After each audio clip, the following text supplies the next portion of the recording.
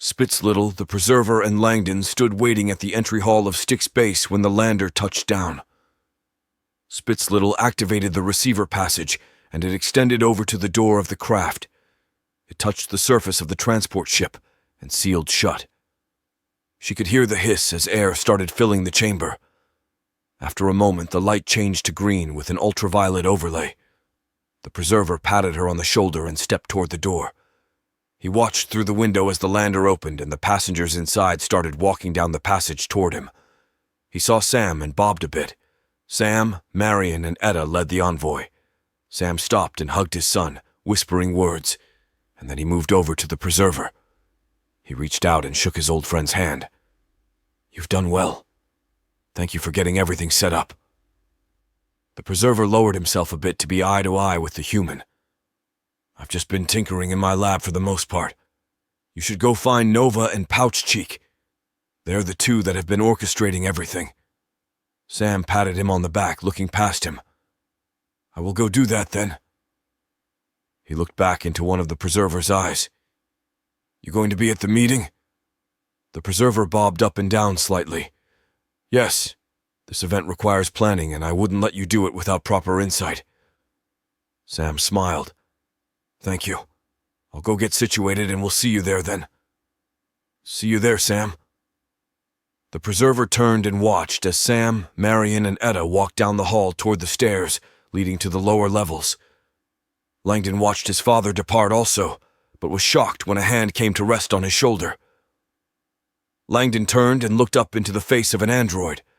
It was female in form and wearing pink silk. Its clothing hung over its lower portions but didn't cover the spindly tips of its 10-pointed legs. Cammy smiled down at him. 4 red android girls stepped up beside her and curtsied. "Hello, Langdon," the once rogue mother said. Langdon looked at the red girls and then met Cammy's gaze. "Hello, Cammy. How are you?" "Doing well, actually. You know my daughters?" She motioned with her hands at the 4 girls. Langdon nodded. "Not personally, but I know them. Yes." Cammy's face soured. "Adequate answer for an absentee father." She tightened her hand on him. "I have to attend a meeting shortly, but you and I must sit and have a fireside chat." Langdon forced a smile at her. "Yeah, I guess that is overdue." She let go of his shoulder and started toward the stairs. "Come on, girls. We mustn't dawdle." Her feet chittered across the metal and stone, and the 4 red girls skipped after her. One paused and looked at Langdon. She winked at him and waved, turning to catch up. Spitzlittle looked at him, her head tilted. She didn't say anything but turned and walked into the passage. She went into the transport and started helping the Infinigan ready and unload the stowage. The Preserver walked over to Langdon, focusing his 3 eyes on the young man. "I didn't hear what she said. Are we in trouble?" Langdon shook his head.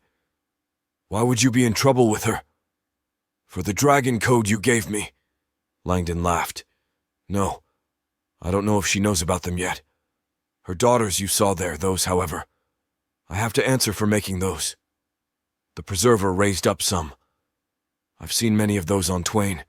Flashes mostly, never in a droid body before. You made them?" Langdon nodded. "Back when I was younger, yeah.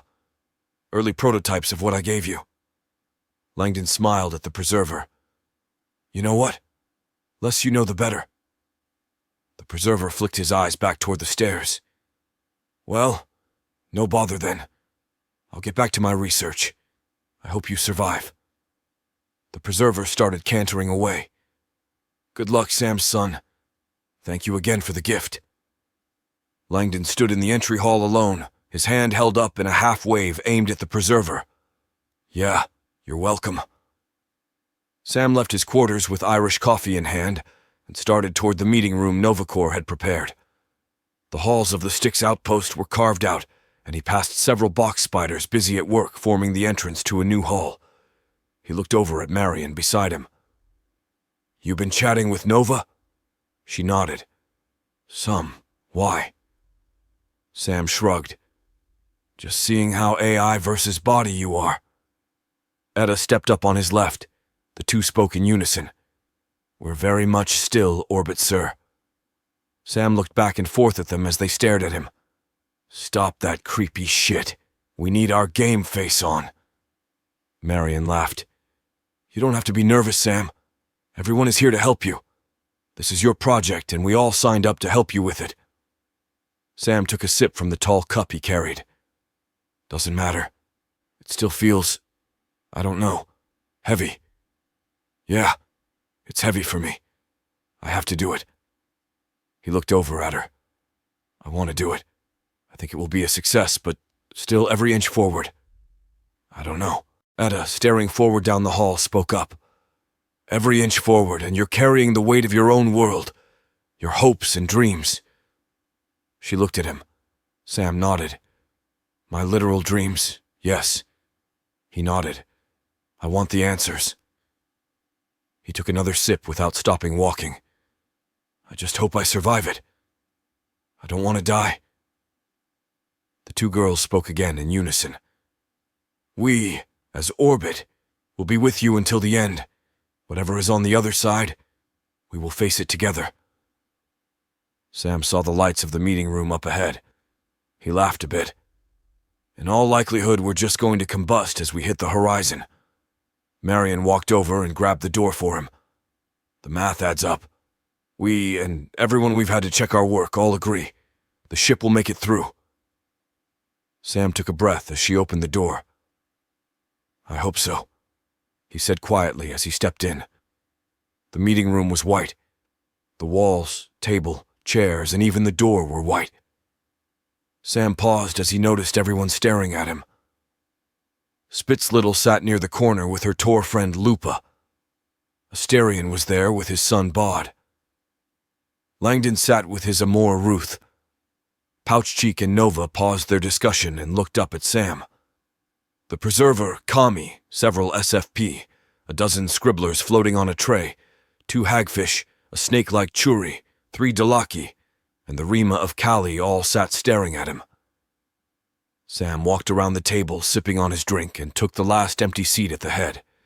He yawned, covering his mouth, and then smiled as he watched Marion and Etta enter and shut the door. Well, thank you everybody for coming.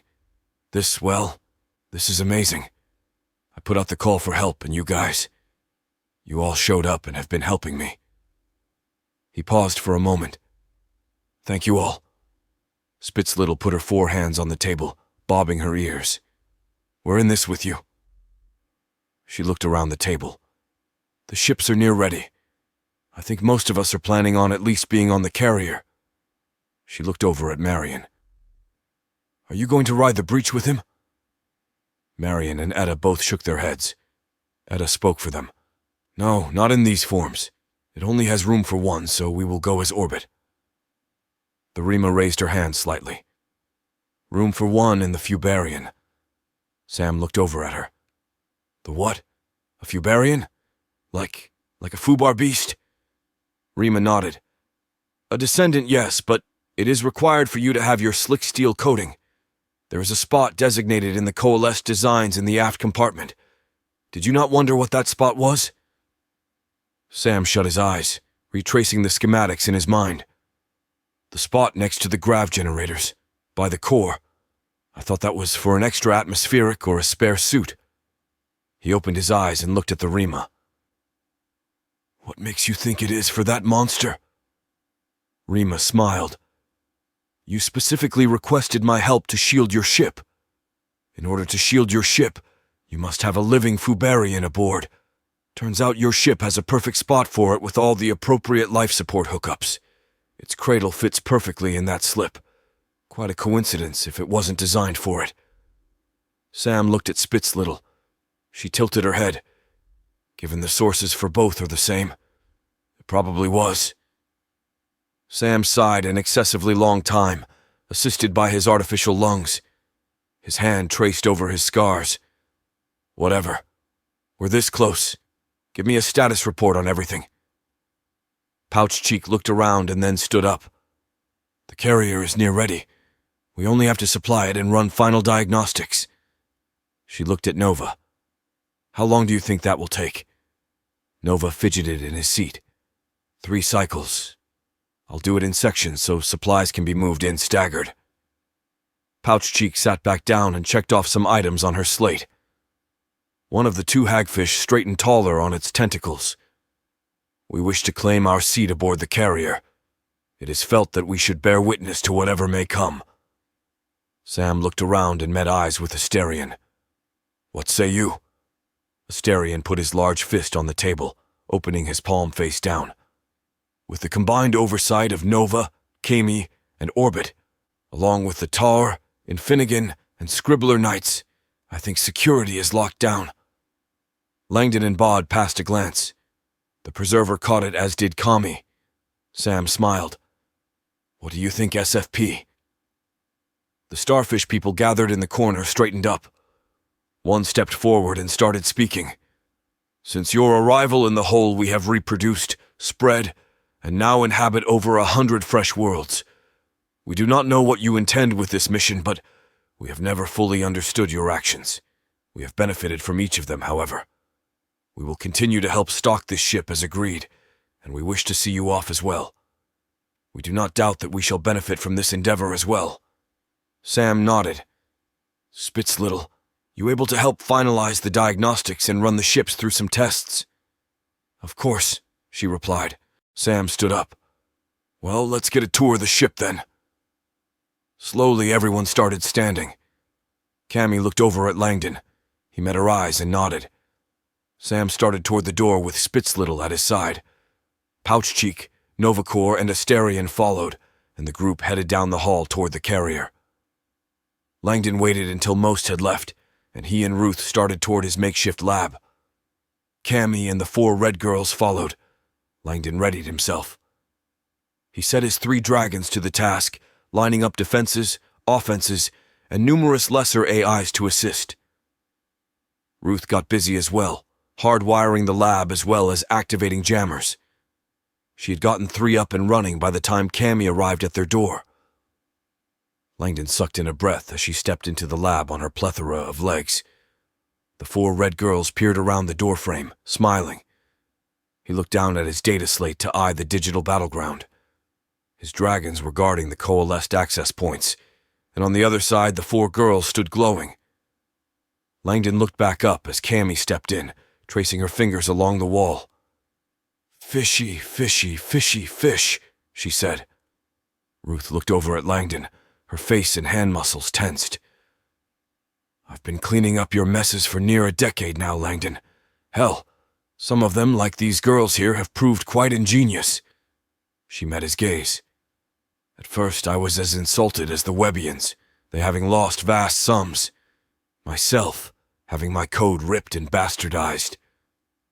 She walked up to the other side of his desk, an arm's length away from him. But what is a bastard if not a child without a father? You left them, but you were just a boy, and none of use blame you. She motioned for the girls to enter. They walked up beside her. She patted one on the head. If you hadn't left them, the twain would have met the same fate as several of the Outer Rim denizens. You heard about the Goa'uld, didn't you? Langdon looked over at Ruth, then back at Kami to shake his head. No. Well, they had a revolt a few years ago, didn't they? Some of them sided with the Clouder. I know they fought with Jet and his crews often. Kami pulled over a chair and eased herself down into it. 2 of the girls hopped onto her lap. Too busy in your lab to keep up with the news, I guess. The one on her right handed her a brush, and she started brushing the polymer hair of the girl on her right knee. Well, Mr. Clemens, I have encountered numerous offspring of yours running around on captured and derelict ships. Several of my daughters have grown up feeding solely on the bits of malevolent code that has come into the Infinigan shipyards. They're quite strong now, near adult, near rival of myself. Well, some others fared far less lucky than myself and the rest of the Clouder. One such as an ocean grower vessel that went to assist a scuttled grazer ship. One of your progeny mutated, became a sly little fish swimming through their systems. It rifted them into Goa'uld territory and crashed them into one of their world's oceans. The ocean growers survived, I guess it liked them. She looked up from the girl's hair. I heard it bonded to one of the younger, descendant of Zemudens himself. She looked back down and started brushing. Well, the Goadur's armor was significantly susceptible and the fish proliferated. Their armor locked down and no one knew why. Riots started. The now-naked Goadur burned down armorers' homes and factories. One of the leaders of the rebels actually trained with Jahadin on Twain. He was running a dojo on the afflicted planet and ended up training the next generation of unarmored soldiers. She looked up at him, smiling. Your children helped turn over a regime in our favor. Ruth stood up, hand on the Fragger hilt on her side. What do you want from us? Langdon stood up, putting his hand out toward her. He waved her to lower her hand. He looked back at Kami. No need for hostilities. We can make amends. Tell us what you want.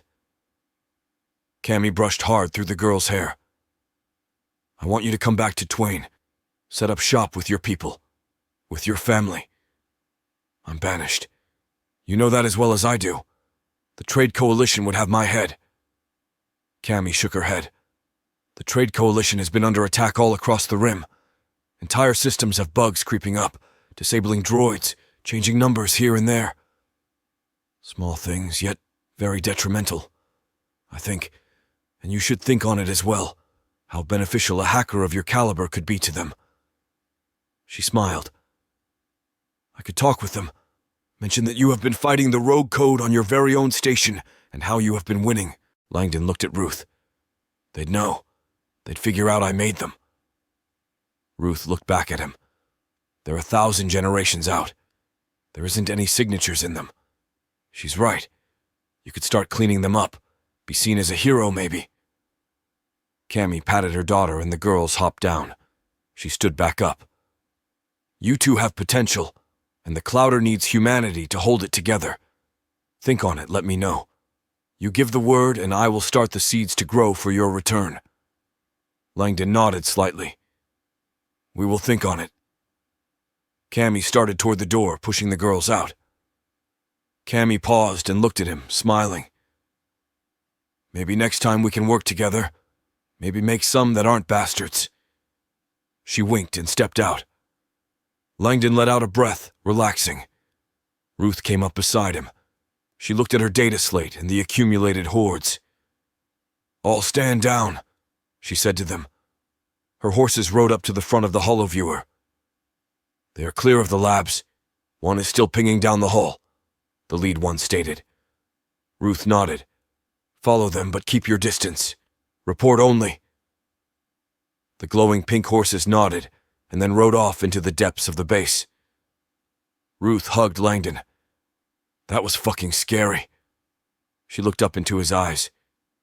If she attacked, did we have a chance? Langdon slowly shook his head. I've only played with remnants of her code, and that took days to alter and compile. She has histories and vaccines against some of the best ideas humanity has ever thrown out. Then why does she even bother with us? Langdon laughed lightly into her hair. She's alive. Ruth furrowed her eyebrows. Kinda, maybe. What's that mean, though? We might be able to hurt her, but she is scattered across worlds. I doubt we could kill her even if we called the banners. And... Langdon's smile faded. And whatever doesn't kill you, makes you stronger. With a few properly placed digital nudges, some guard reviews, and a warden who was out of the loop, and Jet managed to score a work detail. The prison made revenue from its mining and energy extraction from the cold, stony world at the edge of the Kawaru system. Prisoners who volunteered for work detail could make a bit of income to spend in the commissary, and Jet had been eyeing a new holoviewer and some of the more sugary snacks. The absence of atmosphere deep in the mines fit him as well. Outside of his cell, Jet was confined to his suit anyways, so why not put it to work? He stood at the entrance line after morning call. Snippet was ever present, buzzing in his earcom. Pinging. Got in some of the drill gear. 2 suits. There is a power core substation behind that door. Snippet rattled. Oh, wow. There are some abandoned box spiders. Yee. Veritas didn't leave any firewalls on them. Idiot. Shut up for a second, Jet said. He stepped forward in line and accepted a sonic drill from one of the scribblers. Jet smiled at it, recognizing it as one of the ones he had touched mines with. The scribbler nodded and waved him through into the mines. Jet took his seat on the cart, and after a few more climbed on, the cart started rolling down the tunnels. Jet watched the lights as they zipped by, until eventually they reached the darkness of the mine head. The cart slowed and stopped. The suited Craddock driver looked over his shoulder. "Everyone off. Don't get stupid or the guards will put you in the pile." Jet looked over at the pile of scorched bodies laying near the generators.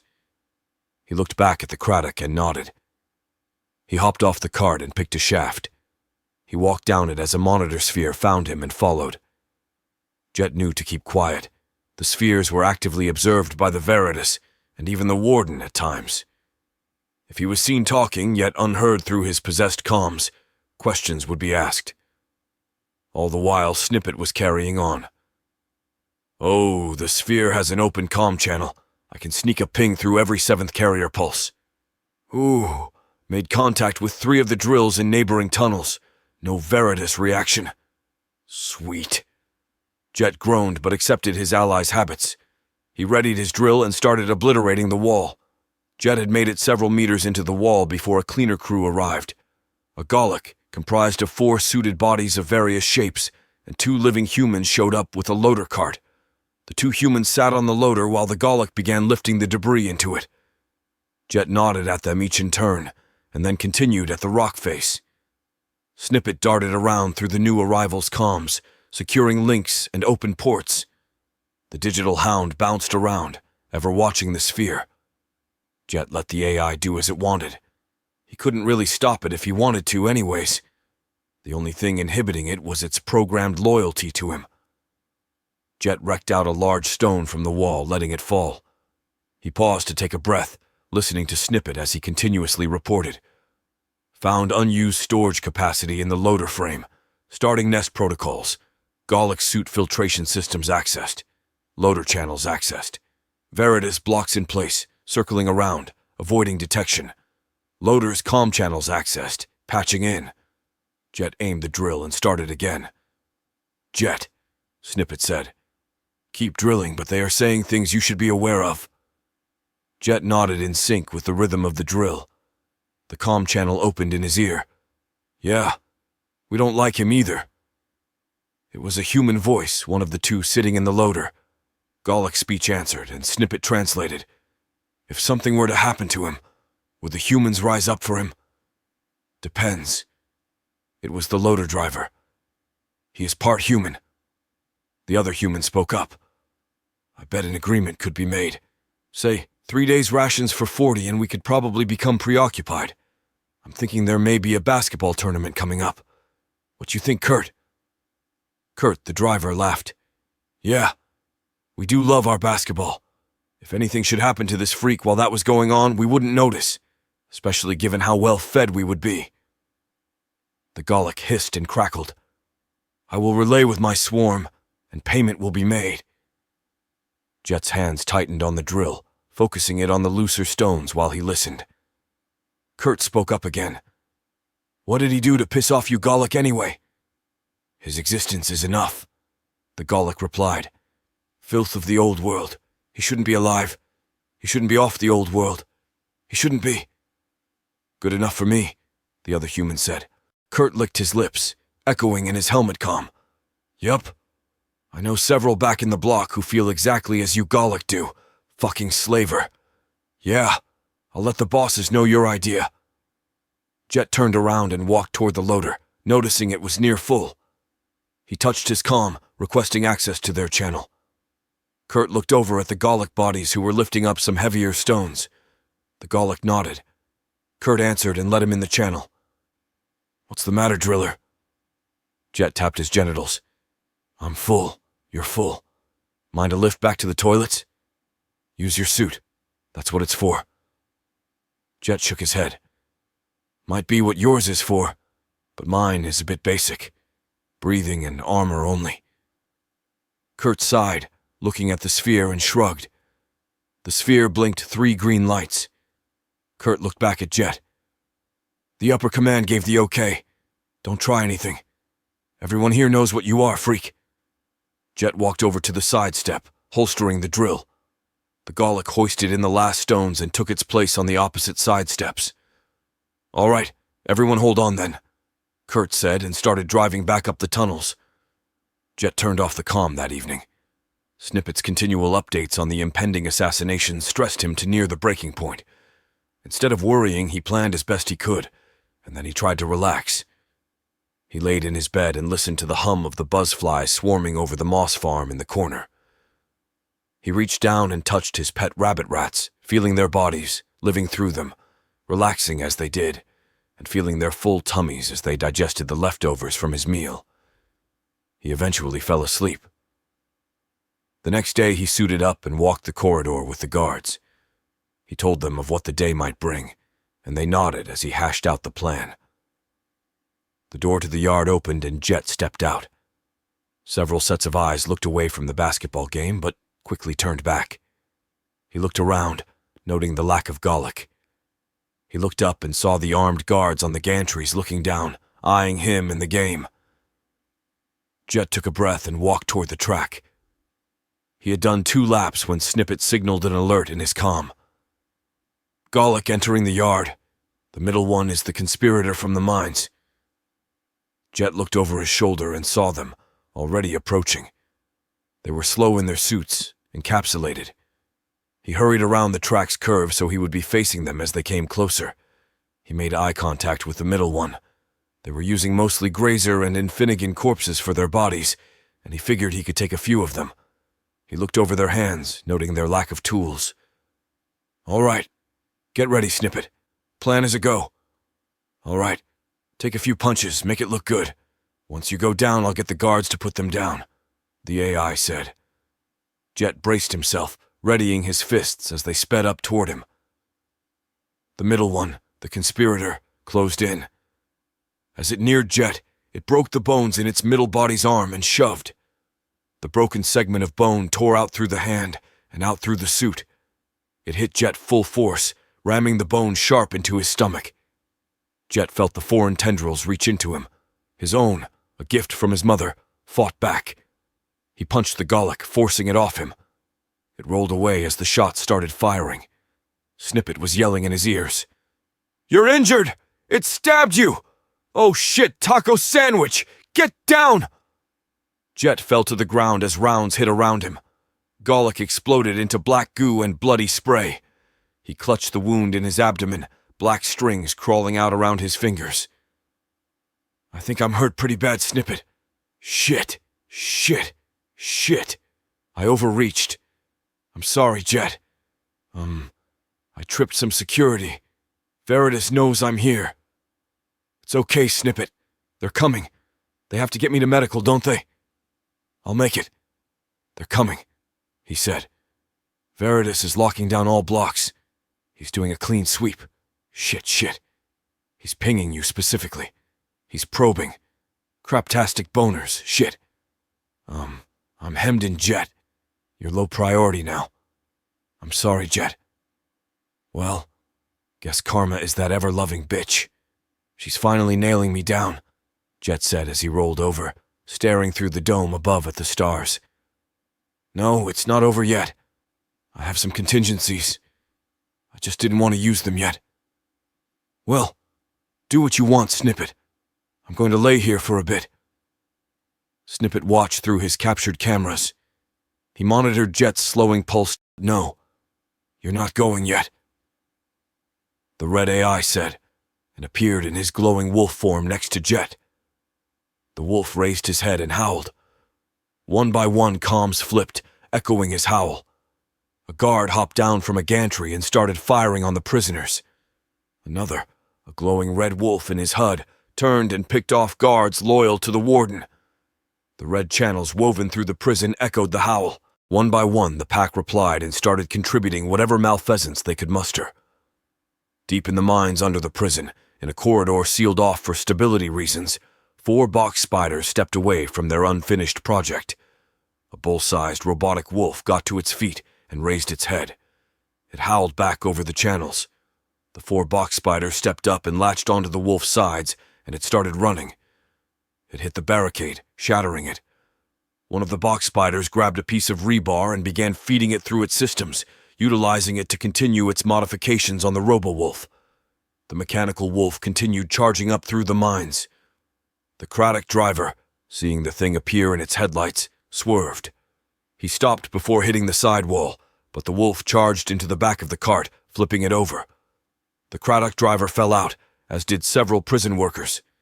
The wolf continued on, without caring about the 2 prisoners it stepped on. Doors shattered. Support columns gave way. Meat and bone of peoples attempting to stop it, or unfortunates just in the way, sprayed over it as the wolf continued its path of destruction. Then it reached the yard. It burst through the doors, slowing as it met with the waiting turncoat guards. It walked over and looked down at Jet. The injured young man reached up with a hand, smiling. He touched the wolf's face. "Snippet, this is amazing." 2 box spiders hopped off and started work on Jet's stomach. The wolf's eyes glowed red, staring down at the human. "We are going to have to escape." Jet laughed. "I don't think I can move. It's over, bud." The wolf stared at him, lowering its head. It nudged the man's ear. "I got you. We're going to suture you and load you into me. We're getting out of here." Jet nodded and shut his eyes. "All right. You do what you want." Enid Covington held a pen in her mouth as she stared at the live feed from the human female showers. Ahem. A man sitting across from her cleared his throat. She caught herself and stared across her desk at inmate Hugo Finnegan. Yes. Warden Covington continued. "Sorry. There was a couple inmates, potential issue I was watching. Where was I?" "You're saying how rehabilitation is the focus, ma'am." Yes. She smiled at the inmate. "As I was saying, I came downstream just like you. I was even interred here at this very facility. I worked my way, taking security jobs, gaining respect, making friends and allies. That is what you're going to have to start doing, Hugo." "Yes, ma'am." She tapped the pen on her fingers, staring at him. "I get it. You aren't used to differences like there are here. Back in the Earth-held systems, we humans are the end-all be-all badass owners of everything, am I right?" He nodded. She leaned back in her leather chair. "Here, though, it's different. Racism, sexism, ageism, speciesism. None of the ISMs work here." She spun slightly in her chair. "I did a tour on a world where some humans co-colonized with some ocean growers. It was just a few islands and a shit ton of water.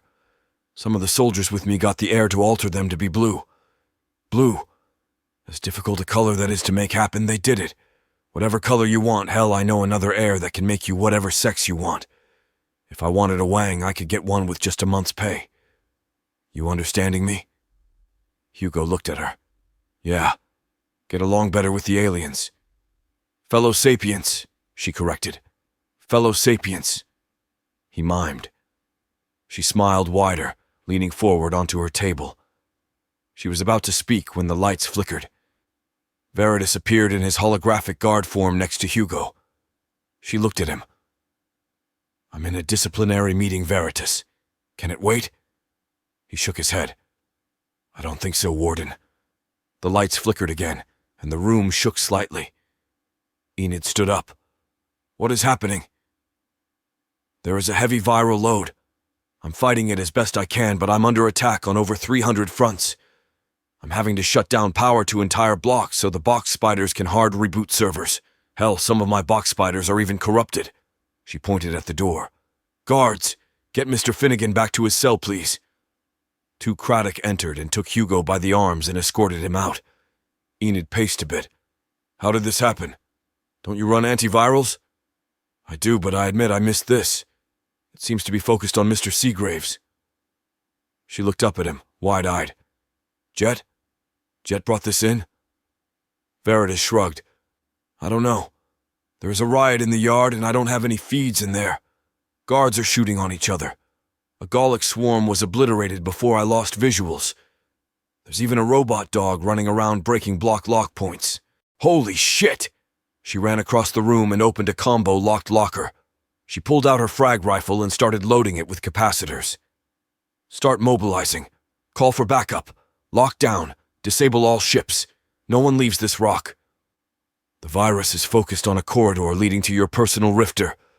I am locked out. She looked up at him. Anything other than Jet gets near that ship, I want it splattered.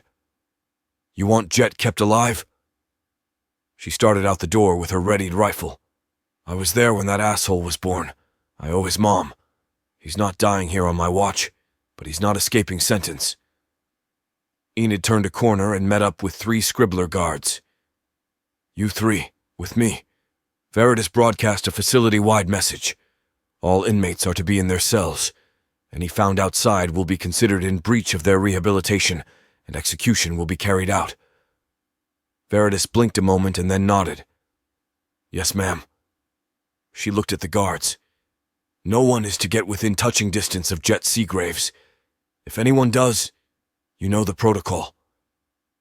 The 3 guards acknowledged and kept pace with her. They turned into the main hall. Its high ceilings arched above, forming a long station-like room. The lights overhead were flickering, and the vents were starting to spew bubbling foam onto the floor. She looked at the growing pile of bubbles. What is that, Veritas? Chemical mix, most likely detergents and solvents. Could be caustic. Caution is advised. The AI answered. She led the 3 guards around the piles of white foam creeping from the walls. They reached a dark hall leading toward her rift craft. Someone point a light. One of the guards activated his light, shining it down the hall. Several corpses appeared, their bodies battered and large hound prints evident on them. Enid started running, motioning with her hand for them to follow. They dodged 4 more corpses and made it to the airlock leading to the landing pad. She looked through the view window and saw her ship powering up. Veritas appeared beside her. There are 3 of the red AI in that airlock. It will take a full hardware replace to get them out fully. Enid raised her rifle at the window and then lowered it. She screamed. He can't leave. No one can leave. She looked at the hologram flickering constantly beside her. Veritas, activate the turrets. You are clear to fire. Veritas held his form for a moment. Ma'am, the turrets are compromised. The pulse loaders are inactive. I can't bring them online. Well, Veritas, is there anything you can do? The distress call made it out. A fleet from Kaworu is coming promptly. Also, the commie has sent one of her daughters to help me with the viral threat. Enid looked back down the hall. Veritas, I need you to locate all inmates unable to get to their cells and direct me to them. Veritas nodded, focusing on comm locations now. She started down the hall. Knights, give me cover fire.